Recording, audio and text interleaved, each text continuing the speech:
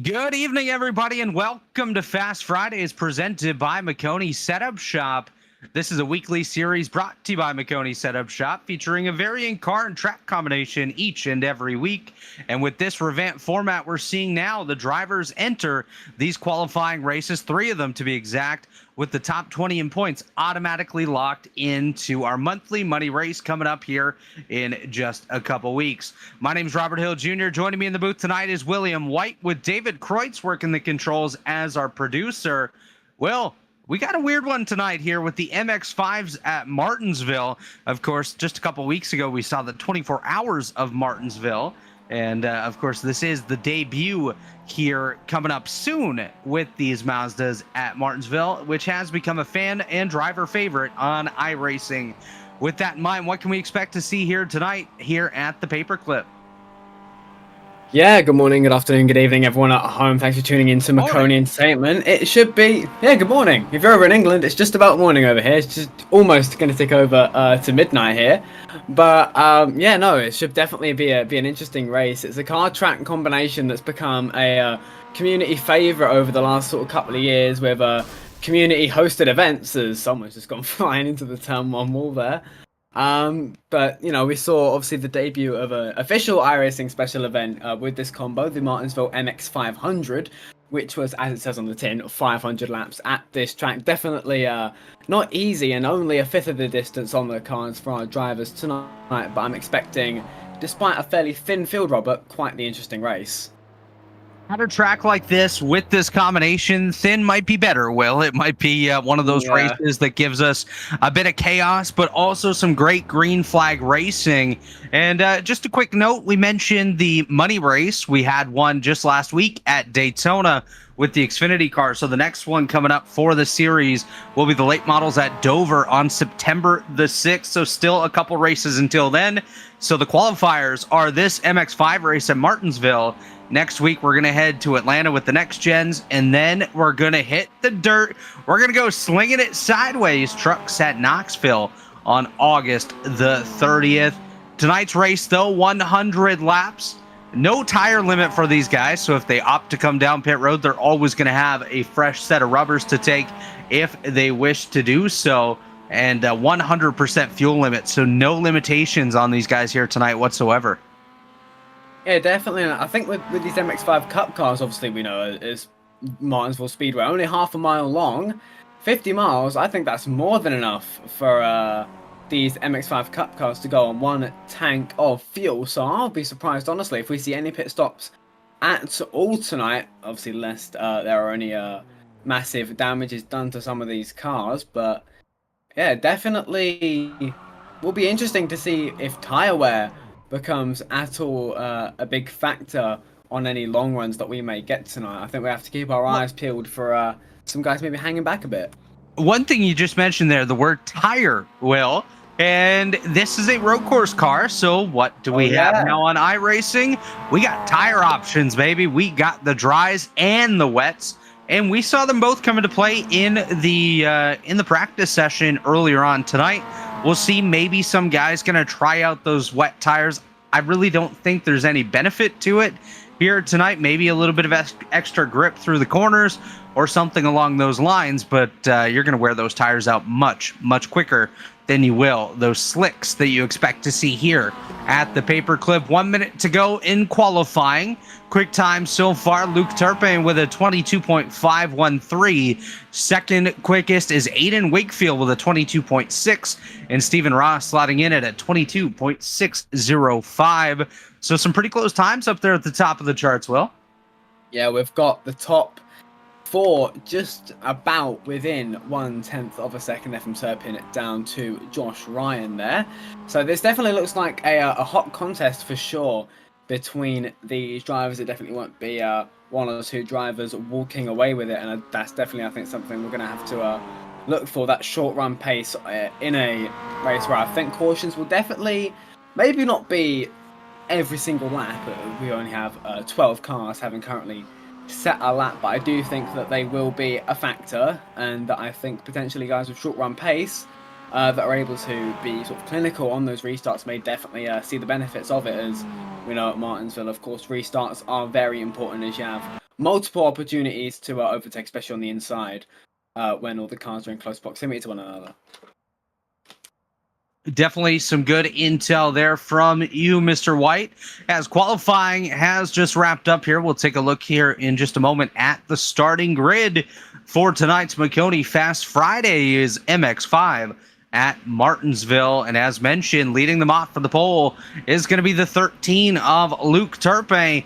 He's going to roll off from position number 1, into his outside is going to be the 12 of Aiden Wigfield. Row number 2, the 5 of Stephen Ross alongside the 18 of Josh Ryan. Row number 3, the 25 of Shane Sheffield and the 23 of Shane Billings. Will, why don't you take us through the next 3 rows? Yes, row number 4 here will be Dave Horton in the 73 machine, and on his outside, all the way from the UK, it's the 100 machine of Simon Bangas, John Tiller, and Cam Thompson. Make up 9th and 10th with Brendan Argenio in P11, Terry Henry in P12, and Matthew Stephen in P13, the last driver to set a lap time.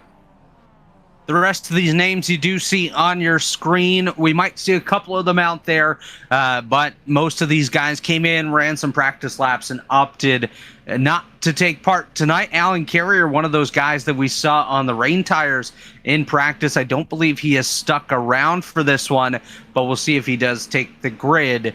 Either way, we're just about to roll here momentarily at the Martinsville Speedway. 100 laps, as mentioned. Actually, no, it's 60 laps here, as I'm seeing in the server. Was slated to be 100 laps. Looks like it's been shortened up for us.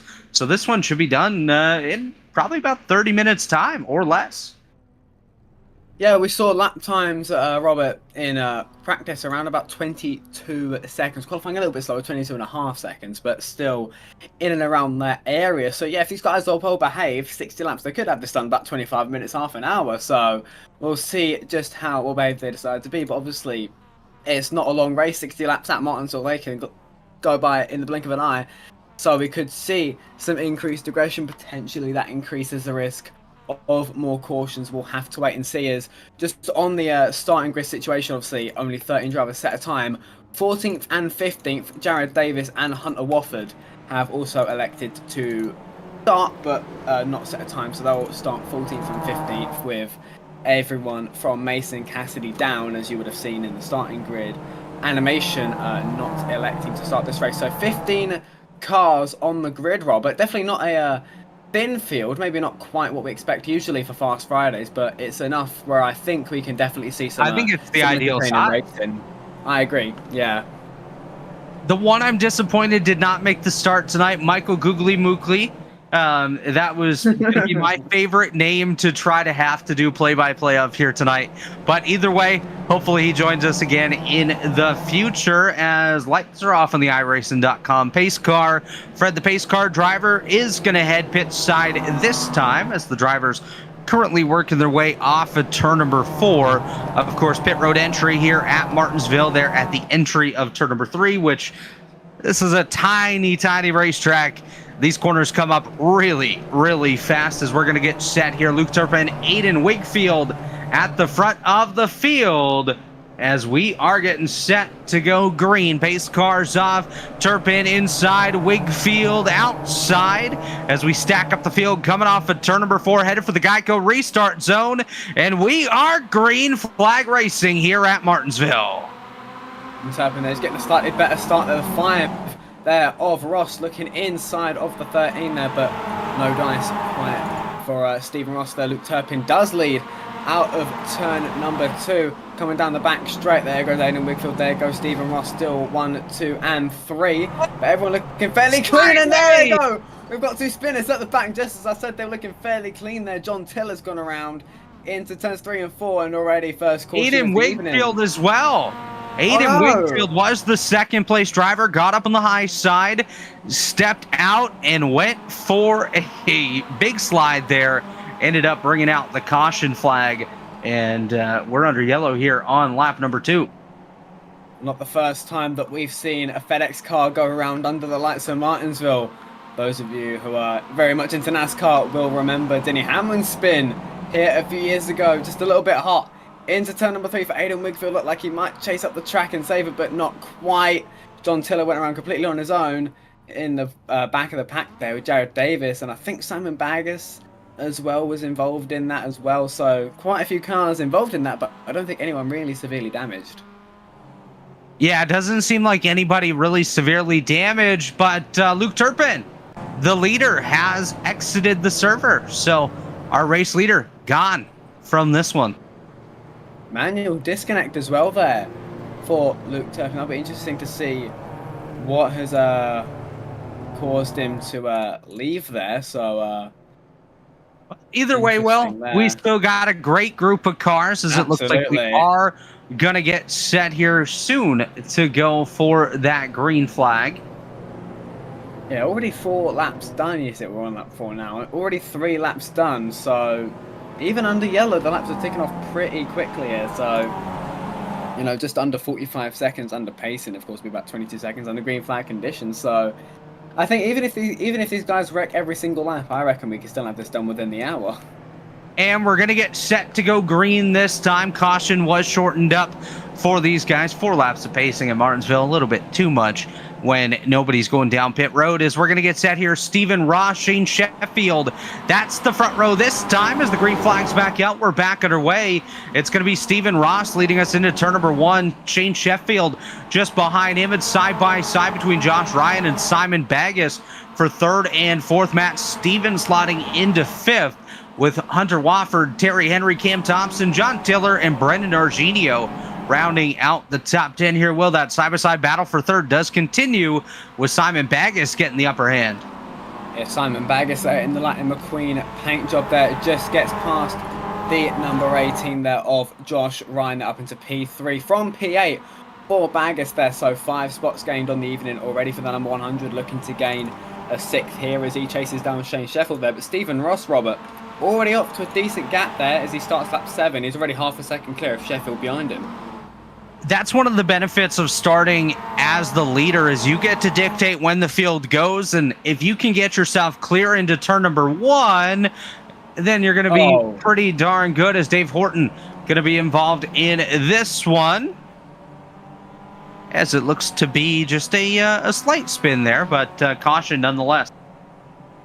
Yeah, it looks to be just a single self-spin there for Dave Horton. You see Aidan Wigfield there just behind him there in the number 12. Started P2, was involved in that first caution, which is why Wigfield is back there.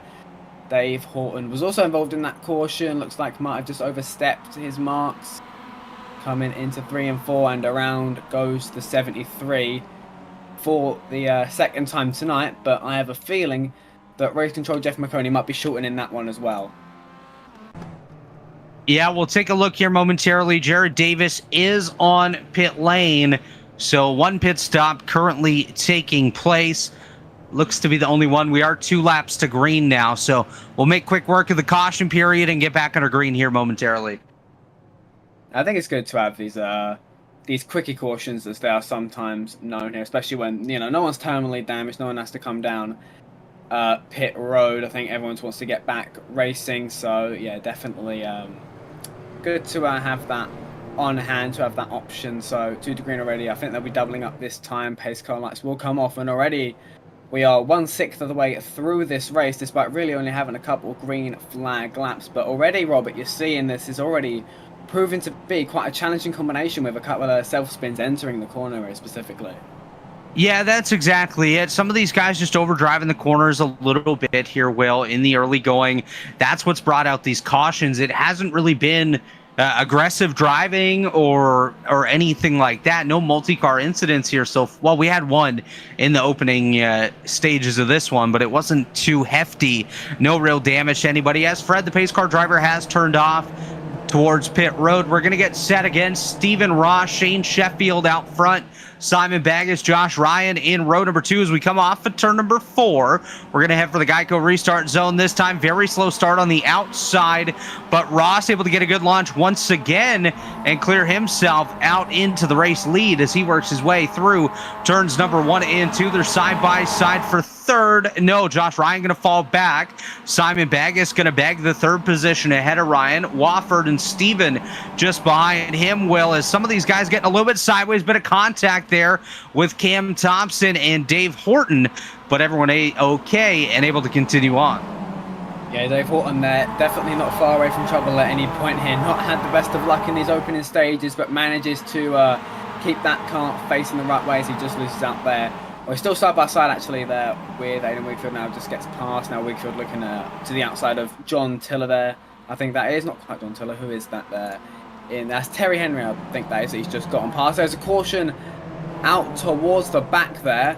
Someone has gone around. I think that's Cam Thompson in the 29, Robert. Am I right in saying that? That's correct. Yeah, Cam Thompson. And Will, looks like a case of grabbing the curb too much down there on the inside, and that's going to send him around to bring out the caution, as you'll see here on the replay machine. Cam Thompson too low, and those curbs just kick you out. A little bit of a blink there too, but that didn't really come into play when it came to his little half spin adventure there. Yeah, those curbs, Martinsville, are definitely kind of mean. You don't really feel them in a stock car. You tend to still steer very much clear of them, but in a stock car they tend to not really do too much. But obviously in these little Mazdas they definitely do a little bit more with regards to getting your car quite off balance. So you definitely have to be quite wary to not hit those things. They can definitely chew you up and spit you out. While we're under caution here, Will, I want to shout out our new sponsor here on Maconi Fast Fridays. Yes, we got a sponsor, somebody aside from Jeff paying the bills here. It's DL Designs. Want to look amazing on track? DL Designs is your place to go. Top tier paint schemes for everything from Cup, Xfinity, trucks, ARCA, dirt and asphalt late models, sprint cars, street stocks, and so much more. You're going to get the spec maps, the custom numbers, and the best design you can imagine, all for a nice tiny bundle of $20, which is, of course, some of the cheapest in the sim for some of the best quality you can get. DL Designs on Twitter or X. Driving to victory lane, looking the best that you can with DL Designs. That's awesome. Got a brand new sponsor. Thank you, of course, to DL Designs for helping us support Fast Fridays. We are back green at Martinsville. Stephen Ross and Shane Sheffield. Actually off to a pretty equal restart here. And Stephen Ross there just on the inside does have that advantage. Here comes Simon Baggerstow on the inside.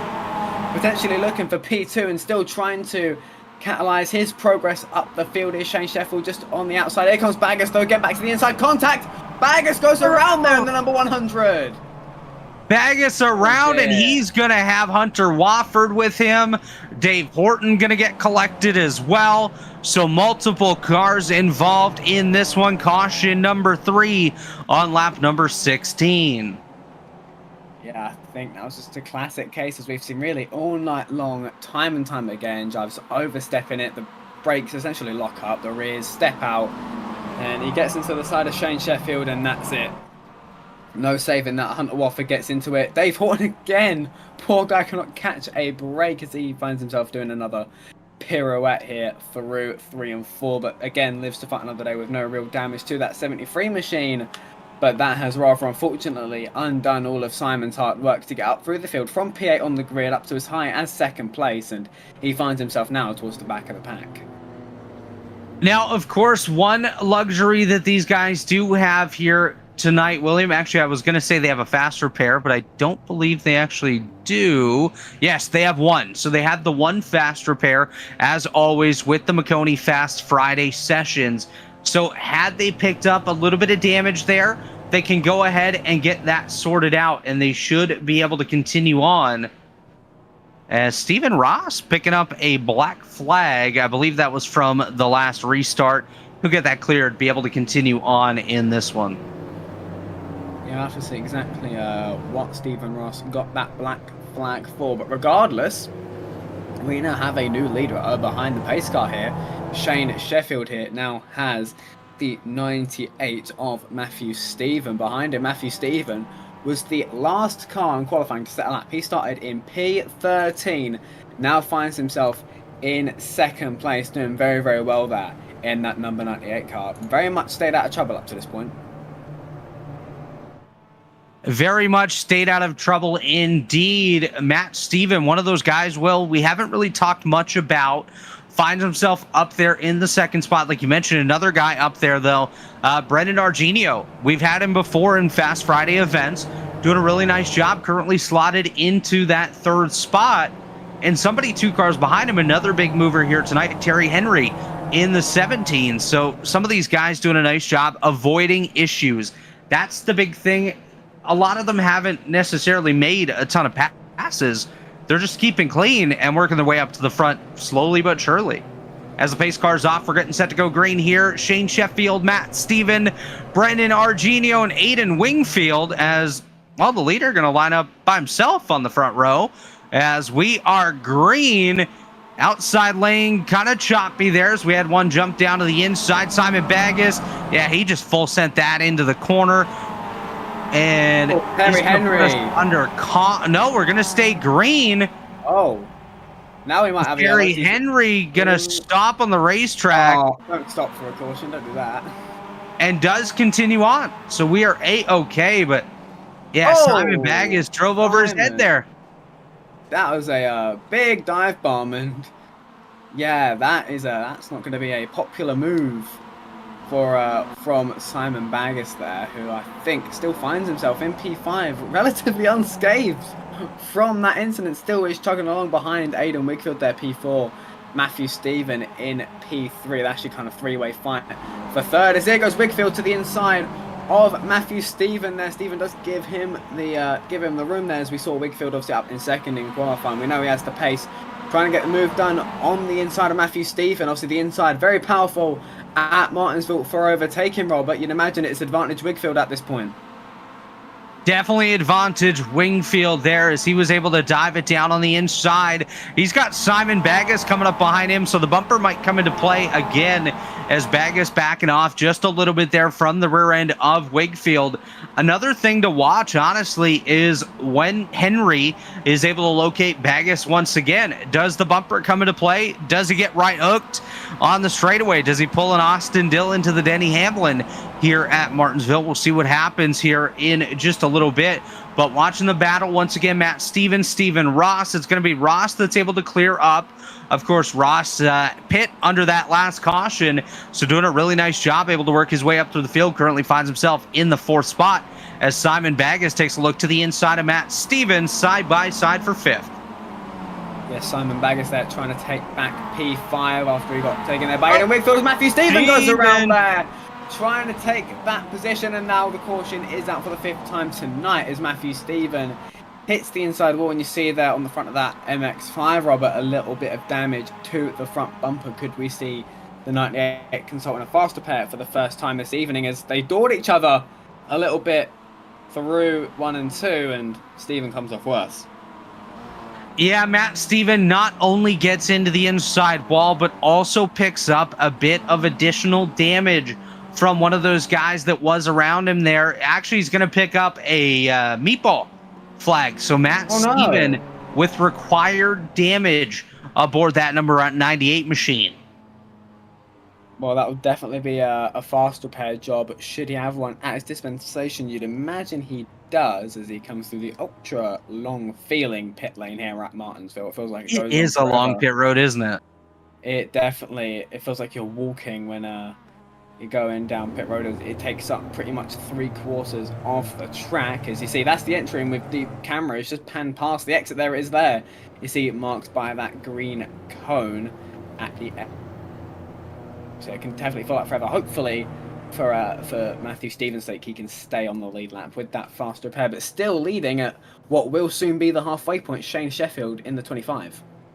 So Steven did have the meatball, or did have the fast repair, I should say, William. So he was able to get that repaired. Also picked up a black flag, but race control going to clear that, allow him to just fall to the rear of the field for the upcoming restart, as I do believe we should be able to get set to go green here momentarily. 1 to green out on the field, so we're going to get set this upcoming time by as the field going to head down towards turn number 3 and 4. Fred, the pace car driver, makes that quick turn down to pit road, and we're going to set the field in the hands of Shane Sheffield and Aiden Wigfield up at the front. Wigfield on the high side, Sheffield on the low side as they work their way off of turn number 4, coming to the Geico restart zone. We are green once again, and a slow start on the outside there. Simon Bagas not able to find that gear, but 3 wide towards the rear of the field, going to go down to 2 wide, and everyone seems to be A-okay. Yeah, 2 by 2 there from second down to about P5, P6 for Aiden Wigfield there. Just hangs on ahead of Simon Bagas. And the number 5 there of Stephen Ross here as Bagas looking to the outside of Wigfield. Might just about get there. He's looking. He scrapes the wall ever so slightly. Wigfield throws a huge block on the 5. The 5 not having it. As they barrel into turns 1 and 2, Wigfield forced to give room to Stephen Ross as he sends it into turn 1. Yeah, great job there by Stephen Ross down on the inside of Aiden Wigfield. Wigfield sends it deep into that corner, gets a little bit sideways. Issues for Brendan Argenio. He's going to take it pit side. Looks like he's got himself a black flag. So he's going to do a pass through of the pits, work his way back out onto the racetrack, and will be able to continue on in that number 26 machine. But looks like he's likely going to lose a lap here, William, as the field, of course, making lap times in the low 22-second range here at Martinsville. Yeah, very cool track here tonight at Virtual Ridgeway, Virginia. I think just 79 degrees Fahrenheit is the track temperature for the Europeans out there. Well, pretty much everywhere in the world that isn't America, that's around 20 to 23 degrees I was just going to say, neither of us use Fahrenheit. Yeah, neither of us use Fahrenheit. We both use Celsius, but we've been indoctrinated by the Americans to use Fahrenheit. Look at our contract from Jeff. As Aiden Wigfield goes way high, gets into the outside wall, as does Dave Horton. Both those guys are able to continue on. Wigfield getting to the back bumper there. Simon Bagas now looks to the inside of Bagas. That's going to be your battle for third. Bagas top side, Wigfield on the bottom. We're past the halfway point in this one. 25 laps to go now here at Martinsville, as Shane Sheffield still leads Stephen Launch off of turn number 2. Doesn't look like he's